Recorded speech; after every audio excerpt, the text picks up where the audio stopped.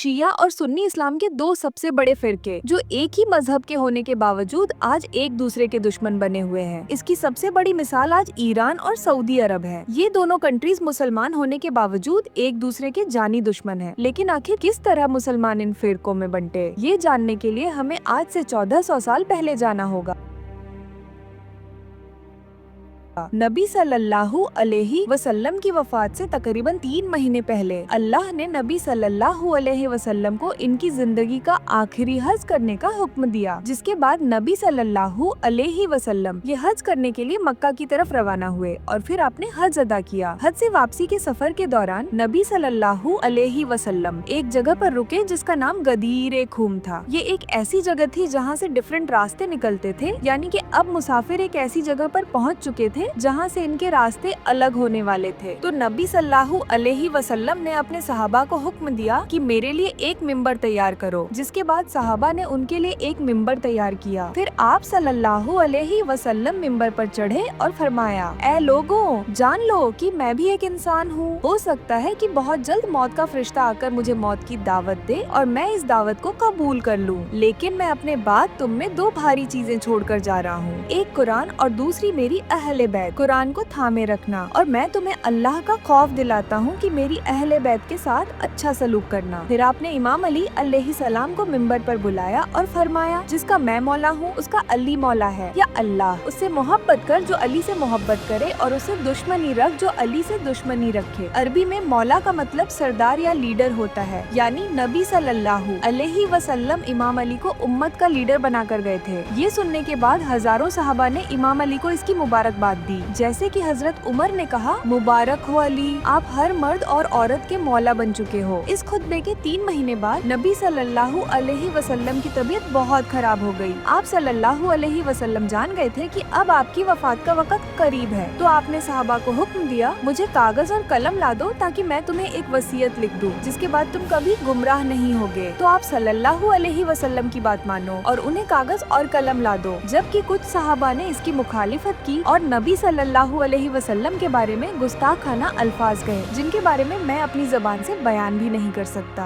नबी सल्लल्लाहु अलैहि वसल्लम ने ये सब देखा तो अब नाराज हो गए और फरमाया, मुझे बस अकेला छोड़ दो। जिसके बाद सारे सहाबा ने नबी को अकेला छोड़ दिया। नबी सल्लल्लाहु अलैहि वसल्लम कागज और कलम इसलिए मांग रहे थे क्योंकि आप अपने बाद किसी को खलीफा बनाकर जाना चाहते थे और वो इमाम अली हो सकते थे। इसी वजह से शिया हजरत उमर पर इल्जाम लगाते हैं कि उन्होंने जानबूझकर नबी को खलीफा ऐलान करने नहीं दिया। अगर देखा जाए तो इस हदीस में अल्फाज हैं कि नबी ने फरमाया, लाओ कलम और कागज ताकि मैं तुम्हें वसीयत लिख दूं, जिसके बाद तुम कभी गुमराह नहीं होगे। और ये तो हर कोई जानता है कि उम्मत में सबसे ज्यादा गुमराही खिलाफत के मामले में आई है। और जब नबी फरमा रहे हैं कि मैं तुम्हें कुछ ऐसा लिख दूंगा जिसके बाद तुम कभी गुमराह नहीं होगे, तो अगर उस वक्त उन्हें कागज और कलम दे दिया जाता तो आज उम्मत गुमराह नहीं होती। ये सहाबा की बहुत बड़ी गलती थी, जिसकी सजा आज पूरी उम्मत भुगत रही है। इसी वजह से अब्दुल्लाह बिन अब्बास जो नबी के चचाजाद भाई थे, वो सारी जिंदगी इस पर रोया करते थे और फरमाते थे कि उस दिन सहाबा ने नबी के साथ जो भी किया वो बहुत गलत था। और कमाल की बात ये है कि अब्दुल्लाह बिन अब्बास सारी जिंदगी इमाम अली के साथ रहे थे। इस वाकये के 4 दिन बाद नबी वफात पा गए। जब आपकी वफात हुई तो तमाम सहाबा गम में रोने लगे। तभी किसी सहाबी ने आकर इन्हें खबर दी कि वहाँ सकीफा बनी सादा में अंसार अपना खलीफा चुनने वाले हैं। ये सुनकर हजरत अब्बू बकर और हजरत उमर फौरन वहाँ चले गए, जबकि इमाम अली नबी के साथ ही रहे क्योंकि वो आपकी तदफीन छोड़कर नहीं जाना चाहते थे। नबी ने फरमाया था कि मुझे अली और मेरे चचा अब्बास ही दफन करें। सिर्फ इमाम अली ही नहीं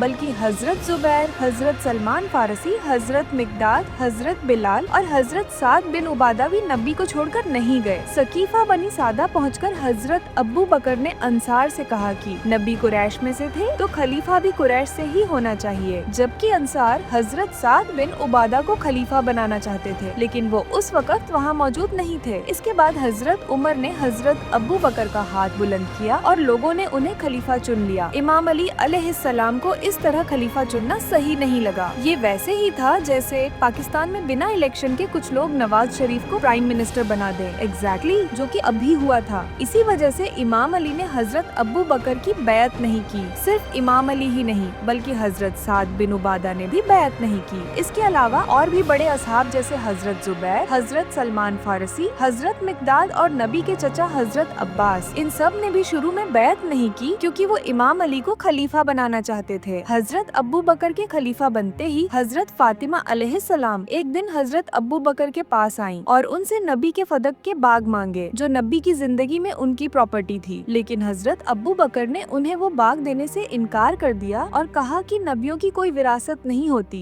इस बात पर हजरत फातिमा अलैहिस्सलाम बहुत नाराज हुई और वो अपनी वफात तक हजरत अबू बकर से नाराज रहीं। यहाँ तक कि जब हजरत फातिमा अलैहिस्सलाम का इंतकाल हुआ तो इमाम अली अलैहिस्सलाम ने हजरत अबू बकर और हजरत उमर को इस बारे में नहीं बताया और हजरत फातिमा को रात के अंधेरे में दफन किया। हजरत फातिमा अलैहिस्सलाम की वफात के बाद इमाम अली अलैहिस्सलाम ने रियलाइज किया कि लोगों का बिहेवियर उनके साथ अच्छा नहीं है, यानी कि लोग उनसे बात नहीं करते थे क्योंकि इमाम अली ने हजरत अबू बकर की बैत नहीं की थी। ये देखकर इमाम अली ने हजरत अबू बकर को अपने घर बुलाया और कहा कि हजरत उमर को अपने साथ न लाएं। इसके बाद हजरत अबू बकर इनके घर आए और इमाम अली अलैहिस्सलाम ने फिर सब लोगों के सामने हजरत अबू बकर की बैत की। ये तमाम इंसिडेंट्स आज भी इस्लाम के सबसे कंट्रोवर्शियल टॉपिक्स हैं, जिन पर मुसलमान आज तक एक दूसरे से लड़ते हैं। इन्हीं वाकयात की वजह से उस वक्त मुसलमानों में इख्तिलाफ शुरू हो गए थे। लेकिन इसके बाद एक और बड़ा तूफान आने वाला था जिसने पूरी उम्मत को तोड़ कर रख दिया। हजरत अबू बकर की खिलाफत के बाद अगले खलीफा हजरत उमर बने। हजरत उमर के दौर में कोई फितना खड़ा नहीं हुआ। इनका दौर मुसलमानों के लिए एक गोल्डन पीरियड था। लेकिन जब हजरत उमर की वफात का वक्त करीब आया तो उन्होंने 6 लोगों की कमेटी बनाई और फरमाया कि अगला खलीफा इन 6 लोगों में से चुना जाए, जिसके बाद हजरत उस्मान को खलीफा चुन लिया गया। बस यही मुसलमानों की सबसे बड़ी गलती थी। हजरत उस्मान ने खलीफा बनते ही अपने रिश्तेदारों को गवर्नर बनाना शुरू कर दिया। हजरत उस्मान के गवर्नरों में वलीद बिन उकबा भी शामिल था, जिसने शराब पीकर नमाज पढ़ाई थी। इसके अलावा अब्दुल्ला बिन सबा और मरवान जैसे लोग भी थे जिन्हें नबी सल्लल्लाहु अलैहि वसल्लम ने मुल्क से निकाल दिया था। इसके अलावा सईद बिन आस और अब्दुल्ला बिन आमिर जैसे गवर्नर भी थे जिनकी हुकूमत से लोग बहुत नाराज थे।